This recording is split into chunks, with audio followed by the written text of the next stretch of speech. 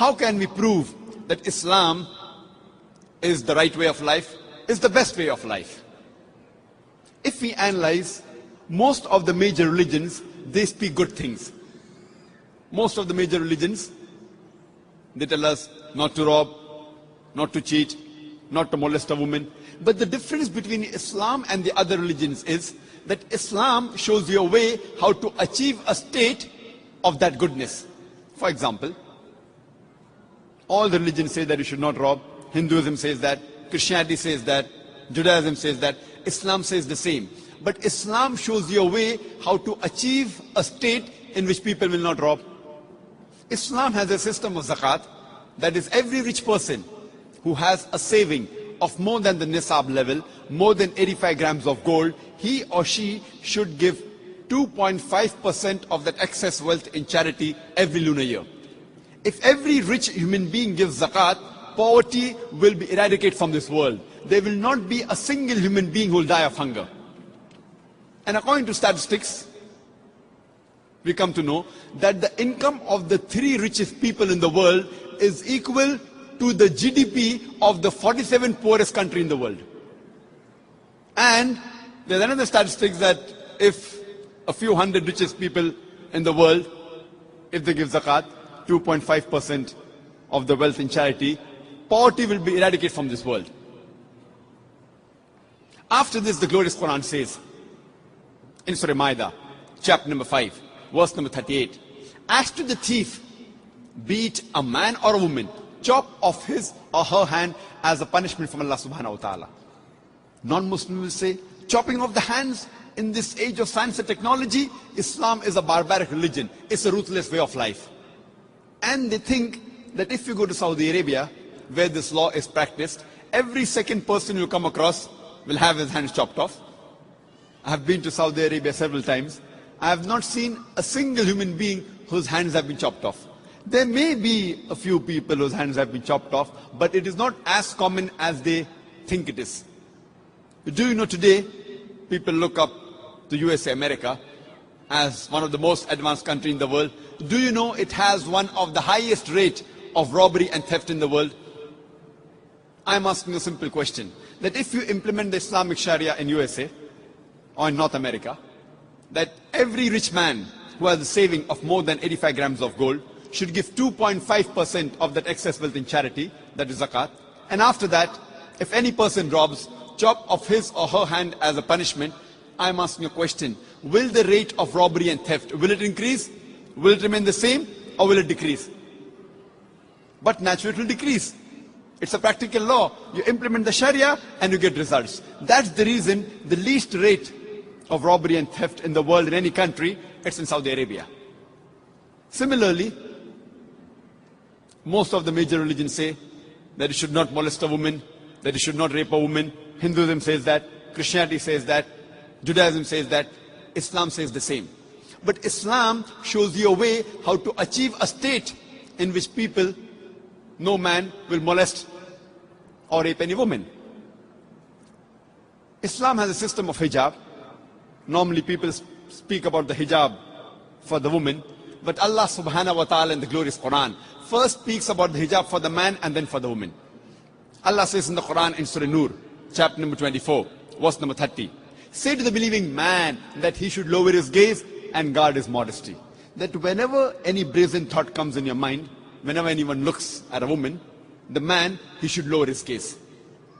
After that, the Quran speaks about the hijab for the woman in Surah Nur, chapter 24, verse number 31, where Allah says, say to the believing woman that she should lower her gaze and guard her modesty, and display not her beauty except what appears ordinary of, and draw her veil, a head covering, over the bosom, and display not her beauty except in front of her husband, her son, her father, and a big list of mahram, the close relatives which she can't marry, is given.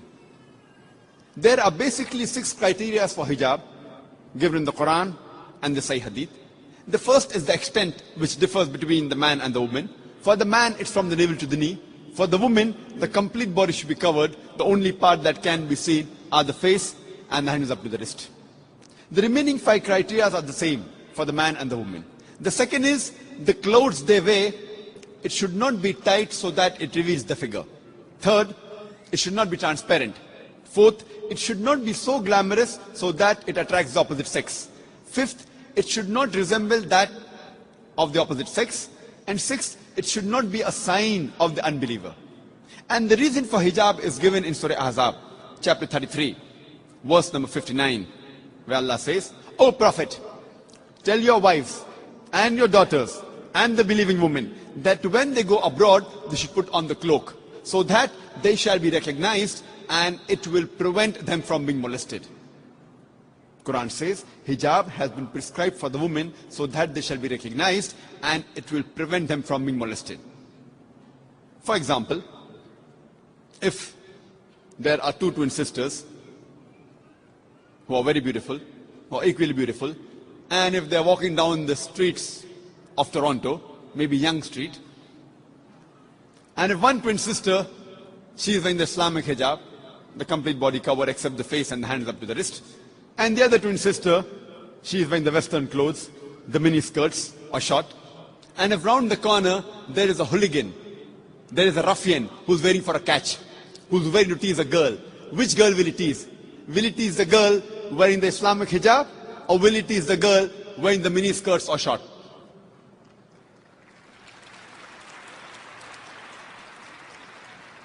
After that, the Islamic Sharia says, if any man rapes any woman, he gets capital punishment, death penalty.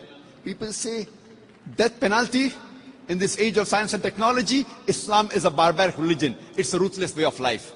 But when I ask this question to thousands of non-Muslims, that God forbid, if someone rapes your mother, rapes your sister, and if you are made the judge, and if the rapist is brought in front of you, what punishment will you give him? And all of them, 100% said, we will put him to death. Some went to the extent of saying, we will torture him to death. So why these double standards? Someone rapes your mother, your sister, you want to put him to death. Somebody rapes somebody else's mother or sister, you say death penalty is barbaric law. Do you know, according to statistics, USA, which happens to be one of the most advanced countries in the world, do you know it has one of the highest rate of rape in the world? According to the FBI statistics, in 1990 alone, on average, every day, 1,756 rapes took place every day in the year 1990. According to the US Department of Justice, in the year 1996, on average, every day, 2,713 cases of rape took place. In the year 1990, 1,756. In the year 1996, 2,713. Maybe the Americans got more bold. That means every 32 seconds, one rape is taking place in USA. You know, we are here in this auditorium, maybe for the past 6 hours. Already 600 rapes may have taken place in USA till the time you are here. I'm asking the question that if you implement the Islamic Sharia in USA, that if any man looks at a woman, any brazen thought, any unashamed thought comes in his mind, he should lower his gaze. After that, every woman should be properly covered, complete body, except the face and the hands up to the wrist. After that, any man rapes a woman, capital punishment. I'm asking the question, will the rate of rape in America, in USA, will it increase? Will it remain the same, or will it decrease? Will it increase? Will it remain the same, or will it decrease? It will decrease. It's a practical law. You implement the Sharia and you get results. That's the reason I say Islam, besides speaking good things, it shows you a way how to achieve the state of goodness. Therefore I say that Islam is the best way of life.